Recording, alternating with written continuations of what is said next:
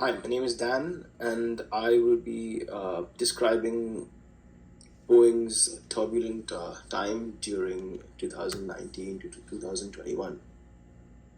During those years, Boeing as a company completely crashed.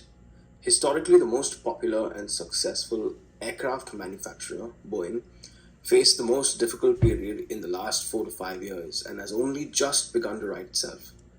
This case study covers the aftermath of the infamous Boeing 737 MAX crashes, namely the problems they caused the company and the solutions Boeing CEO David Calhoun had on hand to arrest them. The past half century has seen flight go from being a luxury to a necessity. I myself personally just got off a plane this morning, and I'm sure that you all must have traveled on a plane at least in the last 3 to 6 months yourself. Boeing 737 was introduced in 1967 and has since then become the most popular narrow-body aircraft in the skies over the last half a decade, with only Airbus's A319 and 20 types of aircraft giving it serious competition. In 2011, as an answer to this competition, Boeing announced the Boeing 737 MAX series of aircraft that were touted to be the epitome of new generation narrow-body aircraft. On March 9th, 2017, Boeing proudly announced that their new flagship aircraft had received its certification from the FAA, meaning that it could legally fly commercially. And so, on May of that year, the first of many Boeing 737 aircrafts were delivered, first beginning with Lion Air, based in Indonesia. However, hardly a year after taking their first aircraft, Lion Air flight JT610 crashed a few minutes after taking off. The investigation showed that the new technology on the aircraft had faulted.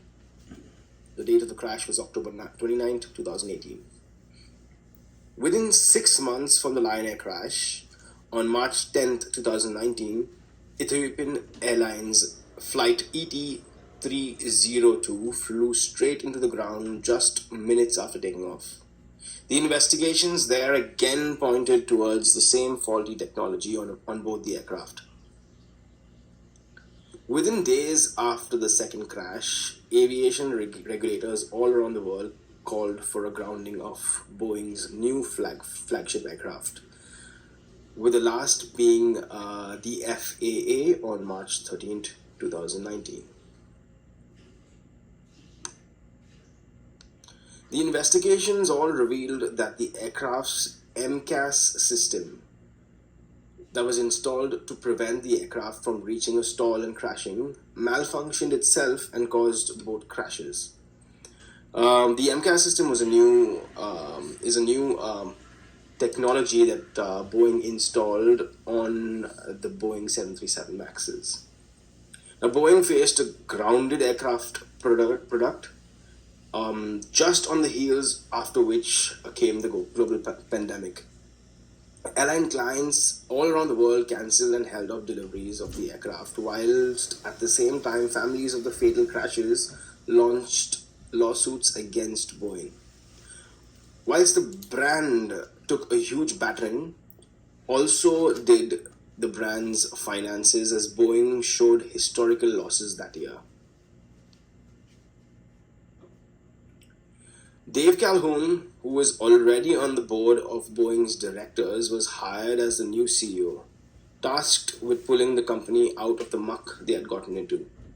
Incentivization of sale and provision of discounts to customers was an option he had to save the company from losing more orders. Whilst the PR team also suggested that bombarding all fronts with their rectifications plans as showing the public that they were being clear would also help alleviate Boeing's public face. Calhoun also debated rejuvenating the engineering and safety processes that they used, whilst considering the relocation of certain offices and executives to help avail of tax benefits and therefore reduce costs to company. Boeing has been one of the greatest, if not greatest, aircraft manufacturers in the history of aviation, and has not seen such a difficult time in their entire history.